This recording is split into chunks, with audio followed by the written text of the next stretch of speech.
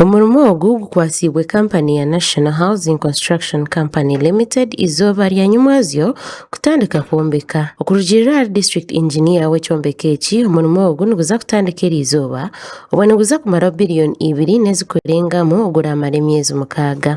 Tuza kwombeka ekizimbe eki erecting columns na ramps na staircases construction yazo kushika slab level first floor niyo turashike tukakoma. Didas Tabaro mukuru w'entebe ya Katana habwa Mbarara district nagira ngo omurimo ogu niguzakorwa kurwa emishoro y'abantu yashoroziibwe kwingana million 9. Gatwaba kwasi ekizimbe eki kiri aha floor eyo kutandikira. Then government twakikwasa kawo na RDC. Then government eriji nayo neija kutandikira aho niyongera. Bonka nyenda kusima kansu ya Mbarara itwe tukozere hicho mutano. Tutwaguma tutegerize sente zonka eziri kurwa mu central government. Hatfeze je ituri kuza kwombeka. Kanso yitu eri kukozesa sente zikurwa omishoro y'abantu. Tutireho million 9. Omulingo gumwe government ya Uganda ekongera kutungura ebyobwegese kitongole kya National Housing Construction Company kitongwizeho ehuru y'okwombeka ishomero ly'omurimbe ahishomero lya Rubare Primary School erikushangwa omuri Mbarara district. Ishomero eri niryabona abashome kandi ryina beegi abari kwingana 294 kandi ryina abashomesa 8 aba government hamwe na bana abokushashurwa abaziire. Harimu okwombeka enju z'abashomesa staff quarters, okwombeka administration block, hariho n'okwombeka library block y'abeegi na dormitories ez'abaishiki hamwe n'aboojo na section ey'abaana bato. Okurugirira ari mukuru w'ishomero eri Asimu Frida agira ngo ishomero eri ryine ekizibu ky'ebiina bikye abashomesa bakye kandi n'abeegi kutambura engyendo ningwa. Between a shortage of classrooms, of course that the church is up solved.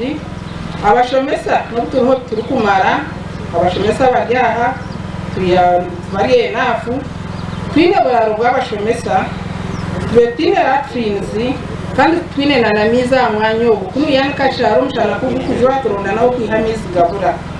Engineer Kijuka Kenneth, Chief Executive Officer wa National Housing and Construction Company, yayongera yashobora nko ku company egi eya government eriyo negenda omumisho kwombeka ebizimbo mu mashomero ga government nko buraro bw'abeegi burayombekwe omuri Kizoba Girls Secondary School.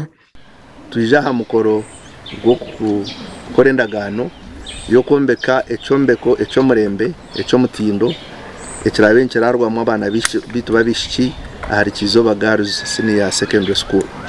Eki ekizimbe nkiza kuretaho empinduka y'amaani kurugirira kureba oburaro bw'abaana babineho kandi ubu tukuza kwombeka n'ekizimbe ky'omurembe ekikumitinga ninga ekikugendera aha mutindo gw'ensi yoona ekirahereza abaana okwisya kurungi ekirahereza abaana right erikumara ekirabahereza space omukuba kubyama bareke kuba compacted.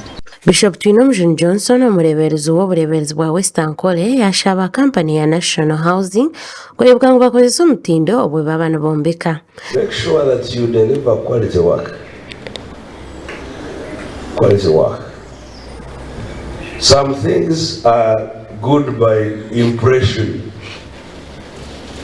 It is, you can finish a project and paint very beautiful colors. But that's not enough. Government obwa hati eriyo nekwatiraho amashomero agabona abashome agari ya musingi gw'ekanisa okurebuka ngu ebyobwegese byagenda kurungi. Abwa tayari Western Susan alina mukisa.